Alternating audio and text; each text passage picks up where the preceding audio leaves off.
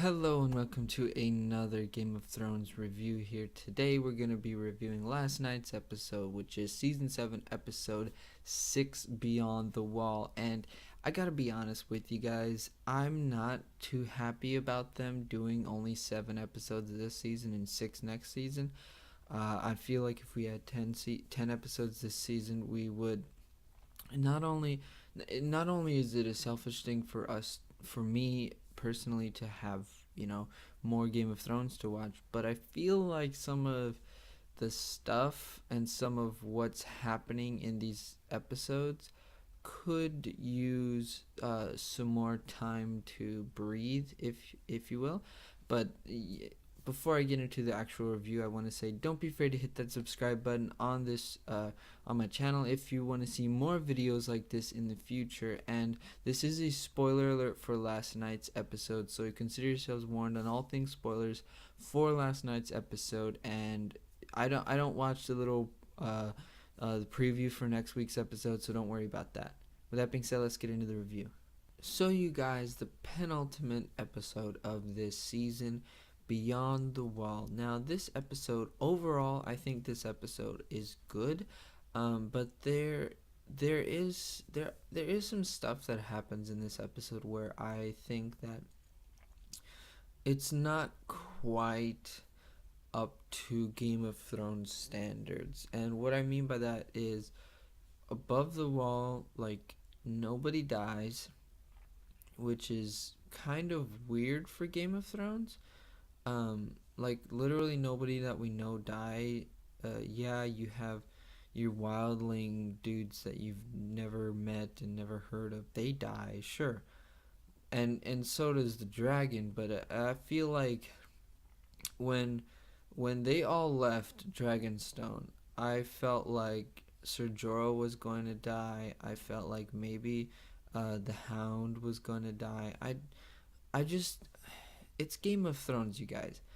Like, this isn't something to where it's like, oh, just because I want them to die, they should die. No, it's because Game of Thrones has had a history of killing off their characters. So I was, I was expecting someone to die. I was expecting someone we knew, someone we enjoyed, um, someone we had, you know, fun with, I guess, to die.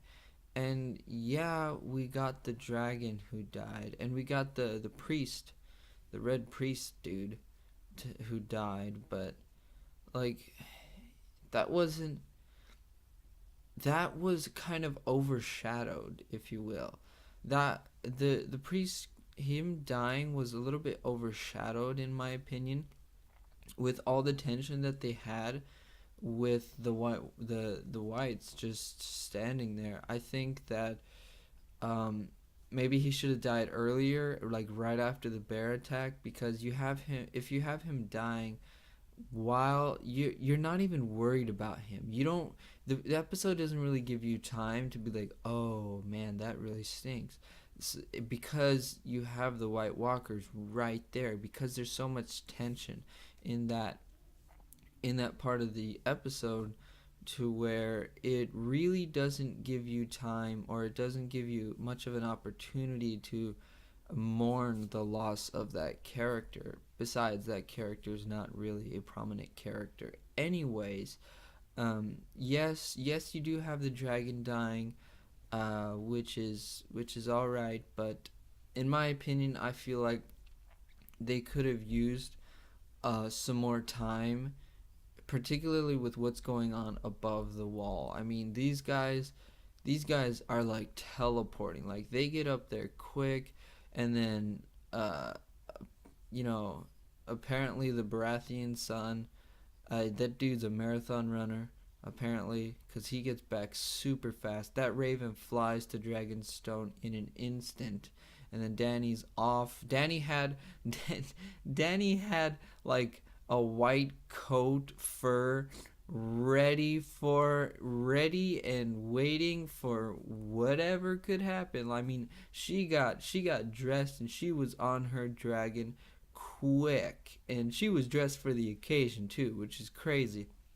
Like, if if this was 10 episodes, I feel like some people would have died. You know, that's just my personal opinion. I feel like Ser Jorah might have died. I feel like if this was 10 episodes, then there's no way that Dany comes to rescue them. I just don't. Like, maybe Benjen comes and saves Jon Snow, but as far as everybody else, I don't know. But that's my thoughts on the overall uh, episode as to why I don't particularly think that it's one of the best, yet it has some really great sequences in it. One of the cooler things in this episode to me, that wasn't part of the big battles, was when you have the conversations between the characters who are above the wall, your Magnificent Seven or whatever you want to call them. When you have these interactions between them, because these characters have really never met before. Yes, you do have the followers of the Lord of Light, and those people, they've obviously met each other, and Clegane, the Hound. But when you have Tormund coming in there, when you have Jon, when you have Ser Jorah, you have these characters who really haven't they've been together, but we haven't seen them on screen. And yes, they were together on the boat ride to up north, but still, these characters haven't really gotten time on screen for us to get to know them as they get to know each other, and for us to see them having conversations like the ones they have in this episode. And the conversations that they have in this episode are really cool. My personal favorite is the one between Jon and Beric. Those two have a really good conversation in this about why they were brought back. Like Beric is like, dude, you were brought back for a reason. Obviously, the Lord of Light wants you alive. Like, if he didn't, then he wouldn't have brought you back.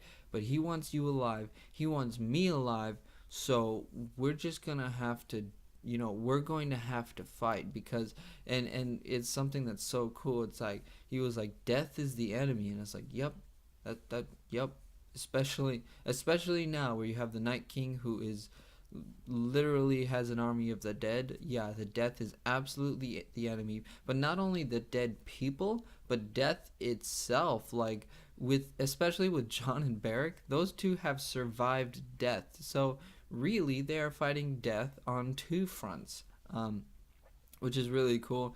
And it was a really good conversation between them, because you have Jon being like, you have Jon saying that, well, there might not be a reason, but you have Beric just like being like, yes, there is a reason. Like, you would not be alive if you aren't going to do something that's very important, and that has to, you would not be alive if you weren't going to help humanity survive the long night, or at least the coming night. I don't know what they would call it, but the other conversation that's really good is between Tormund and the Hound. Dude, these two have both seen Brienne of Tarth, and Tormund is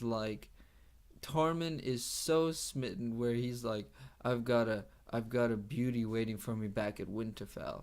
Like, oh my goodness, it is so great, because you have Tormund, who is hopelessly, and to a point hilariously, out of his league, I guess you would call it. Like, I personally wouldn't be like, hey, he's out of her league, but like, as far as she's concerned, as far as Brienne is concerned, he is like she is so far above him, and she just does not feel the mutual affection for Tormund. But Tormund is absolutely smitten, and it's really funny, because he's like, we will make babies, we will make giant babies who will conquer the world. And it's like, yep, that's exactly what Tormund would say.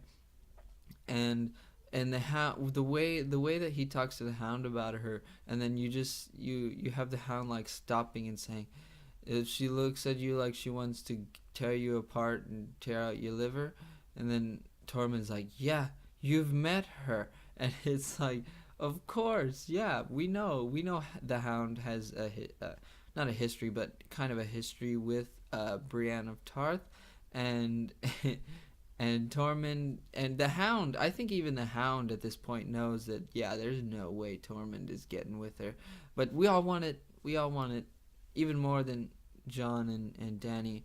But the next thing that happens is the White Walker Bear. Now, this White Walker Bear is the one that kills, or effectively kills. Well, maybe not. I don't know. The Cold. I think the Cold killed the priest. The priest dude. I can't remember that guy's name for the life of me. But he effectively kills the priest. He makes him. He wounds him very badly. But it's kind of crazy because they like you see the bear off in the snow, and then Tormund is like, "This is a big dude. That's a big bear," you know. And Gendry, dude. Gendry's like, do bears have blue eyes? You know, do bears have glowing blue eyes? And then it's like, oh, Johnny, that thing is a White Walker bear. And this is something that's really good because not only does it give us a pre-battle to the battle, I guess you would call it, but it gives us it sets up because it's just a reminder. It sets up for the dragon, which what happens with it later on, where the Night King turns the dragon. But it sets up for that by showing you and reminding you, hey, there can be animal White Walkers. So I think that was a really cool thing to do with the White Walking Bear, where it was like, hey, reminder, Night King can do a lot of crazy stuff, and animals are absolutely on his list of can-dos. Also, it killed the priest, or effectively killed the priest. And, like, you guys, the followers of the Lord of Light, like, those dudes need to flame on everybody's sword. I don't care they need to flame on everybody's sword because that makes it so much cooler if you had like all 8 or 7 guys with their swords on fire. The hammer, imagine if the hammer was on fire. That would be pretty awesome. Like they need to get on that flaming on stuff, which could be very useful. But they kill the White Walking Bear, and I think that was just a really good setup for the dragon. After the bear is where it gets pretty interesting because we have one of the White Walker. I'm just gonna call him a general, because he's one of the dudes that's like actually like he's not like a zombie. He's an actual White Walker. I don't know like the terminology for White Walkers as far as where they're like dead people or they're like the Night King and they like have blue skin and all that stuff. But you have like a White Walker general who is taking, I guess, like a scout, taking a scout mission to where they're just going ahead of all of the big group of the White Walkers, and he's taking them. And what happens is you have our Magnificent Seven who pretty much ambushes them. Boom, starts fighting them. They're doing a pretty good job, and what happens is, and it's really, really fortunate, what happens is Jon Snow takes out the general guy with his Valyrian steel sword. Boom, dude disintegrates into dust, and then all the other whites, or all the other White Walkers that are with him, they pretty much die, except for one, which is, I mean, like, convenient city right there. Like, all the others die except for one, and then it's pretty cool how they capture that one, because like he's like the one is like still trying to fight them all off, and you just have Tormund giving it a straight, like, a great right hook, and then boom, the thing goes down, and it's great because Tormund is a man. He just gives him a right hook, he goes down, and then they all jump on top of him.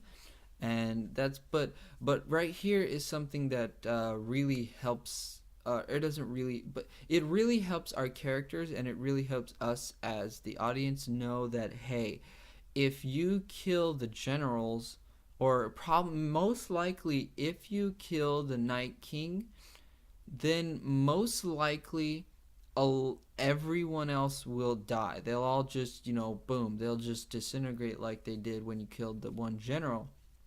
Unless you have to kill, like, the Night King and all of his 4 horsemen, or whatever you call them, the 4 generals.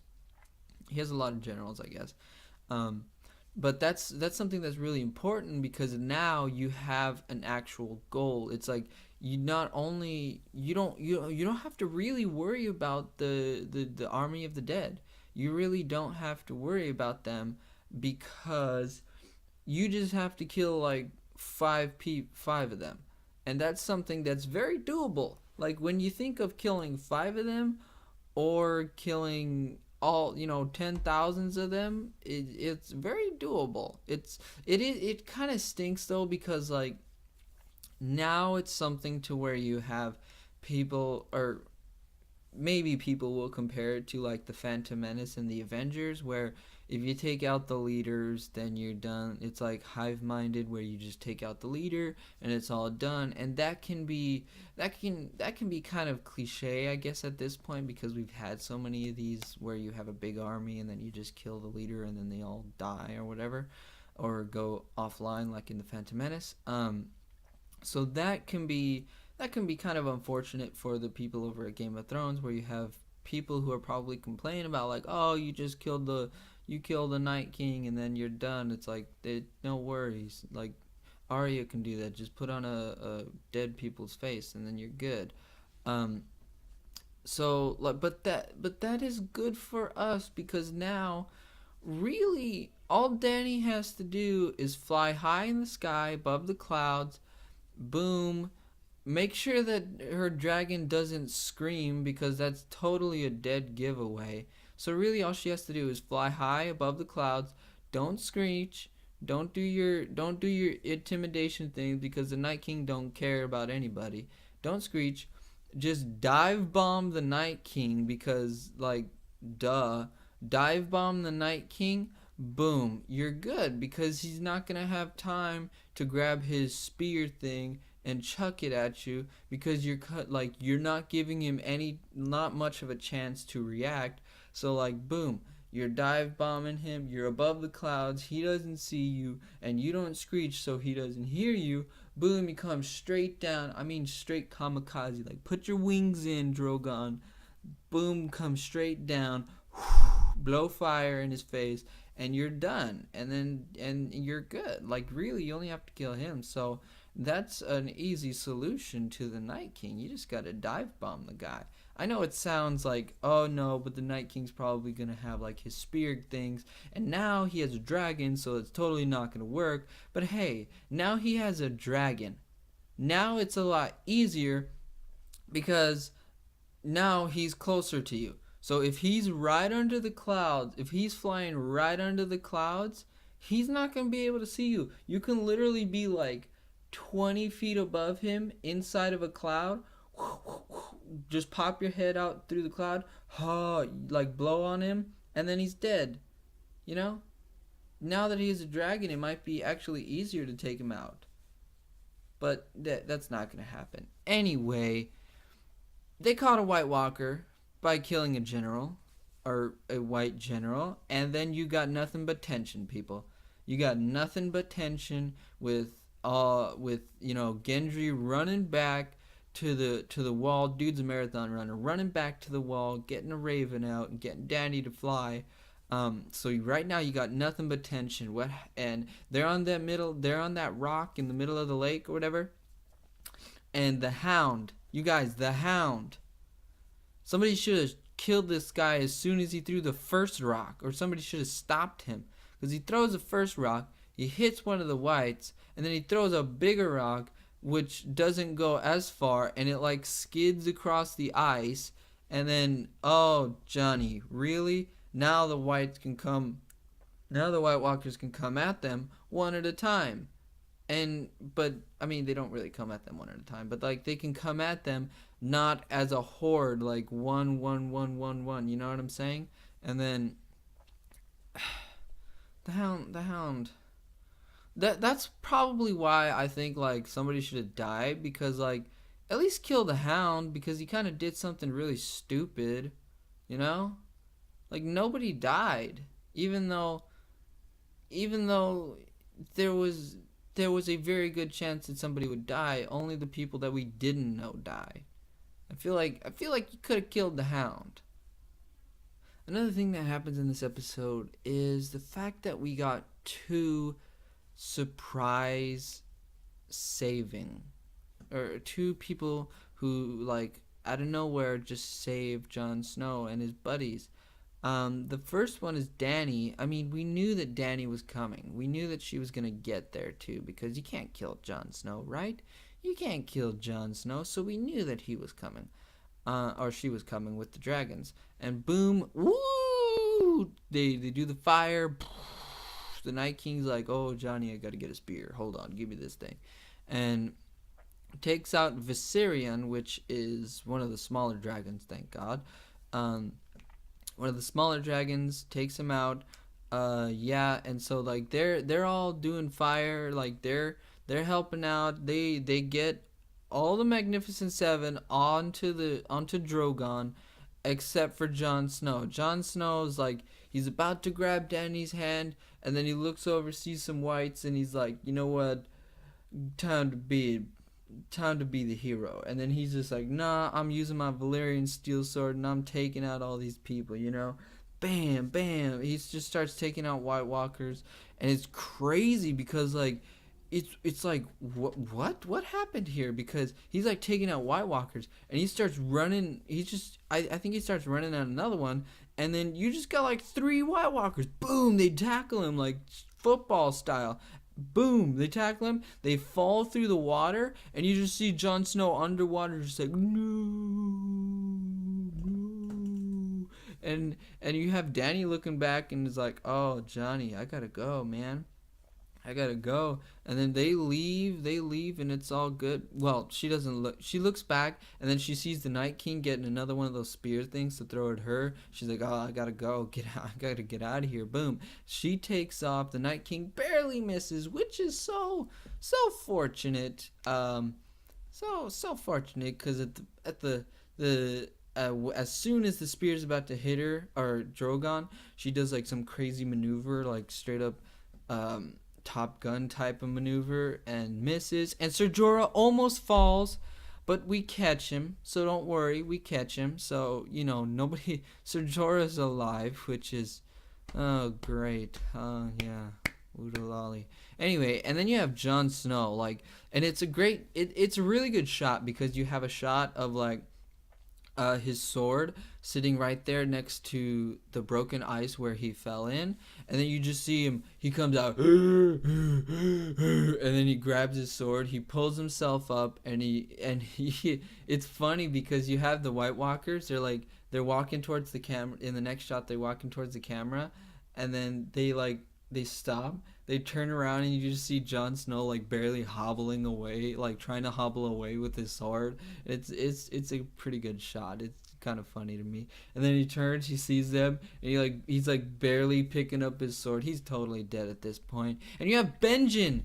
Benjen comes out of nowhere with some kind of fiery ball thing on a chain, and he's like taking out White Walkers on his horse, and he's like, Jon, hey man, take off my hoodie, or take off my hoodie and my scarf that's covering my face. And then he's like, Uncle Benjen, what's up, man? We can't have two savings in one episode, come on.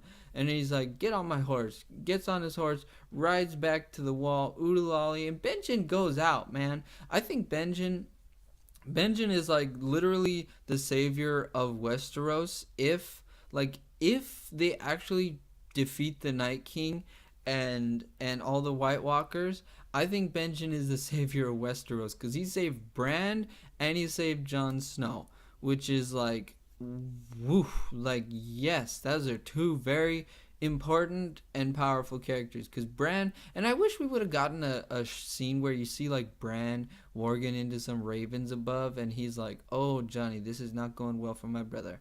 You know what I'm saying? I wish we would have seen that or something. But anyway, Benjen goes out, and it's pretty cool because the last time we saw Benjen, he was like, I'm kind of stuck. I can't really die.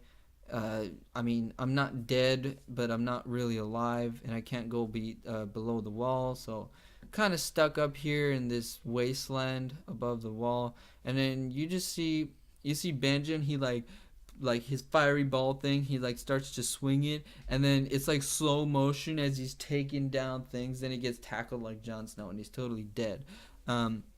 But it's pretty cool because finally Benjen gets to die. I think that's something that he actually wanted to do, and finally he gets to die, saving his nephew, or not his nephew because Jon's a Targaryen. Anyway, well, maybe his nephew. Maybe his nephew because Jon is the son of a Targaryen and a Stark. So yeah, still his nephew. Woohoo! Yeah, glad we cleared that up. Anyway, Benjen is the savior of Westeros. That's all I'm saying. Also one thing, like there's been so many not rumors, but there was a prophecy I think in the books about the three-headed dragon, and everybody else has been saying, oh, now we're gonna have the three-headed dragon where you have Dany riding one, Jon Snow riding the other, and whoever else, whether it's Tyrion or Bran, riding the third dragon, which is not true. It's not true at all, because now you only got two good dragons, and you got the Night King riding the other dragon. Unless that prophecy can still come about if the Night King takes out all three dragons and he turns all three dragons, and now you have a three-headed dragon that is bad, or to us is bad. The three-headed dragon could be the Night King getting all three dragons, which would be unfortunate, but hey, that's a Game of Thrones kind of thing to do. But that's pretty much all. Well, okay, that's pretty much all that happened up in above the wall. Jon Snow gets back. Everybody that we know and love lives, except for the priest dude. Can't for the life of me can't remember his name. Including Fire Sword guy. Dude needs to get more fire swords. In my opinion, the biggest problem with this episode is the stuff in Winterfell with Arya Stark and Sansa Stark. That, in my opinion, I feel like this relationship between the two of them needs more time. I feel like they need more time for what they are doing, for what is happening between the two characters. They need more time, in my opinion, because it's just, it doesn't feel like these characters are in the same time and in the same world. Like Arya feels way different. Arya's weird, and Sansa's weirded out by Arya, and I think that this, in particular, this relationship and this particular storyline between the two sisters could use some more time. Maybe another episode where they're the main focus, or another episode where they have a lot of time. Maybe we'll get that next week. But I just feel like their relationship to me is like, okay, Arya's really funky, and like Sansa's really weirded out, which is like the way I am right now, where it's like, dude, what is going on with Arya? Arya doesn't seem like Arya anymore. She doesn't even seem like the girl with no name Arya. Like, she seems weird, just odd and different, and that's the thing to me. It's like, okay, maybe if I got more time, maybe if we got more time with these two characters interacting, maybe if we got more time, another episode with them as the main focus, I feel like I would understand what's going on with them. But now it's like, I don't understand what's going on with them. And Sansa's getting kind of dumb. Like, she's listening to Littlefinger now. I mean, come on, you guys. Come on. Well, maybe she didn't listen to Littlefinger because she sent Bran to King's Landing. Maybe not, but still, the stuff that's happening in Winterfell, I think that needs more time. In my opinion, we need more time there for us as the audience, to understand what is going on there, because we're not getting a lot of time there, and with that is not helping with us as the audience understanding what's going on there. I know it's Game of Thrones, so sometimes, or most of the time, they probably don't want you to understand what's going on there, but we need more time to understand like what kind of relationship they have with each other. You know? You know what I mean? Like but that's neither here nor there. I just feel like we do need more time with these characters. And I know I sound like a broken record, but I just don't I'm that particular storyline at this point is the least interesting. Maybe it's the least interesting because I don't know. I don't know. And it's not like, oh, I don't know what's going to happen, so I wouldn't tune in. It's like, I don't know, so can we just stay above the wall, you know? If that's for me right now. But they totally could redeem that, or fix it, or make it clear in the next episode, which I hope they do. But hey, that's pretty much what happened in Winterfell. Arya's being weird, Sansa's being weirded out by her, and that's what happens. Also, Sansa sent Brienne to King's Landing to have the meeting, and I don't think Cersei's not gonna she's not gonna be into that. I think Cersei might be a little bit mad, but you never know. Also, I think that's next episode. Like, we got some stuff at Dragonstone, but it was mostly like Tyrion telling Dany, "Hey, you, Tyrion pretty much called out Dany and like almost half scolded her, like, dude, you gotta think next time before you go burning whole houses, like burning the patriarchs and all the males of the house. Like, think a little bit next time. Like, it's not good for you. You're becoming Mad King-esque." And that was what happened at Dragonstone. The other scene of Dragonstone was just Tyrion being like, "No, you can't leave. We need you here. What if something happens to you?" And Dany's like, "Shut up. I got dragons." And she leaves. So yeah, that's pretty much what happens at Dragonstone and at Winterfell. Not exactly the most interesting stuff in my opinion. Um, this episode was primarily above the wall, and I enjoyed that. I did. So the end of this episode is pretty much set up for the next episode, which is fine, totally fine. You have Dany and Jon is shirtless, and Dany sees that he was stabbed in the heart for real, and stabbed in the stomach. I mean, there was this shot where it was like it showed Jon Snow. I assume it was from Dany's perspective, but like Dany was standing in the doorway, Jon Snow was on the bed, and like there was a shot where like Jon Snow, it showed his head, and then it like zoomed down, and then it just went to his chest with the scar, and then it went down to his abs with all the scar, and he has like all the abs. So when I watched it, I was just like, instead of being like, oh, okay, now she knows, I just started laughing because it was like, really handsome dude, got a scar, all the abs, you know what I'm saying? Like, it was like, okay, we get it. Jon Snow might be the most attractive person in the world. Like, come, okay, we get it. We knew that before this. Thank you for showing us that again. And I guess it was good for Dany. And they start holding hands, and Jon Snow's like, "My queen, my queen, my queen." Um, I would kneel, but I can't really get up right now because I don't know why. Is it because he's cold?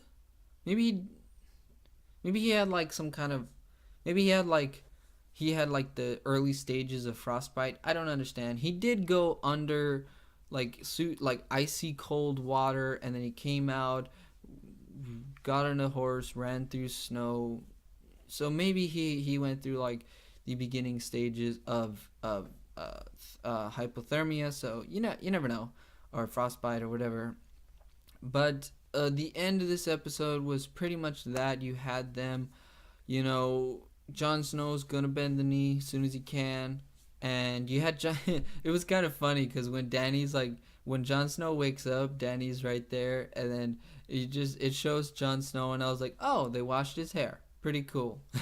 It was like, okay, great, gotta look good, gotta wash his hair, gotta trim the beard, gotta make it nice. And that was cool, but it looks like they're all going to King's Landing, which, you guys, they need to take the dragons. I'm pretty sure they're taking the dragons, but I don't know if they're for sure if they're taking the dragons, because like, you're going to King's Landing. You're taking Jon Snow, Dany, pretty much the only person that is very influential. Well, not pretty much the only person, but you're taking Jon Snow and Dany, who are probably your two most influential people on the good side.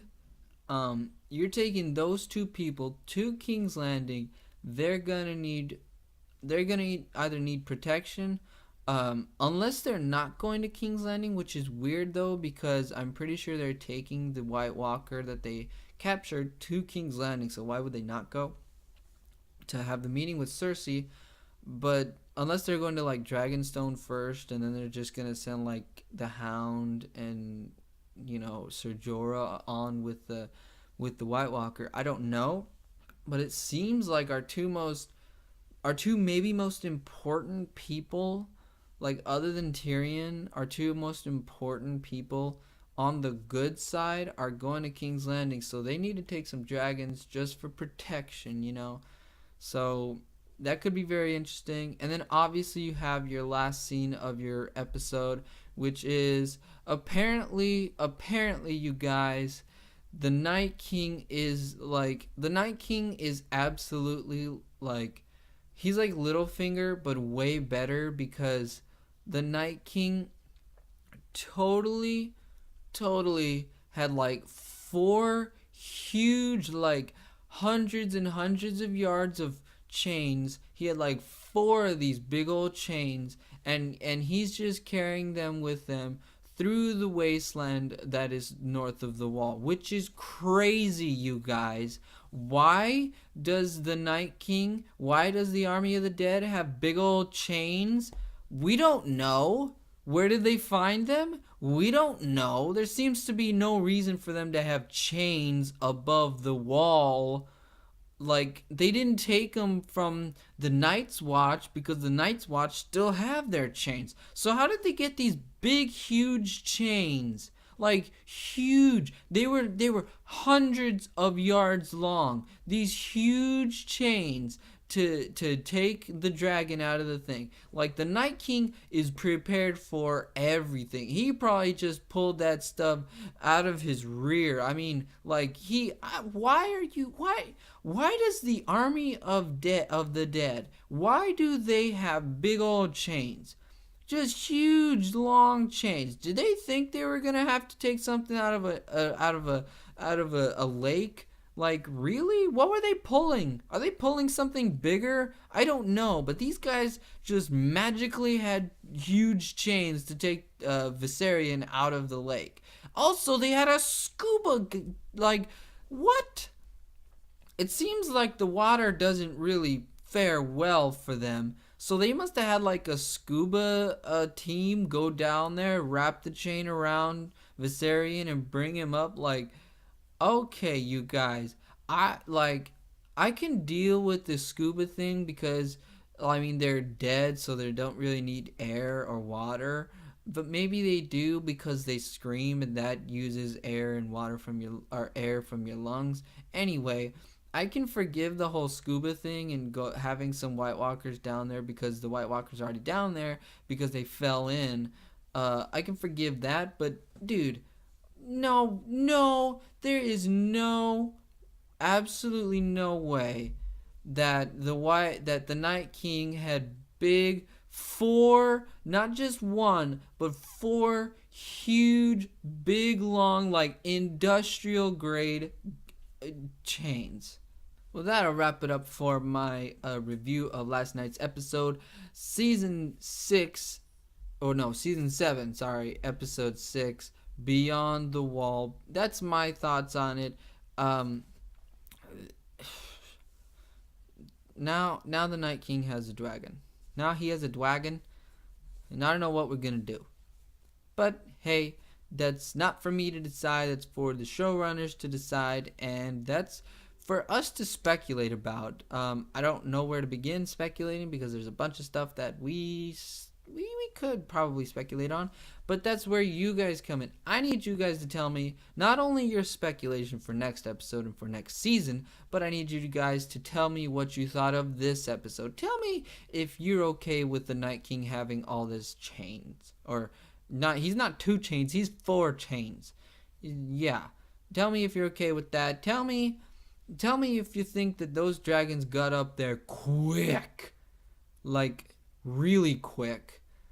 Tell me what you think about this episode and the future of Game of Thrones in the comment section down below, because I want this to be a discussion on this really amazing TV show. So yes, please do that. And like I said before, if you enjoy this video, don't be afraid to hit that subscribe button. If you hit that little bell next to the subscribe button, it will notify you every time I put up a new video. And thank you for watching this one.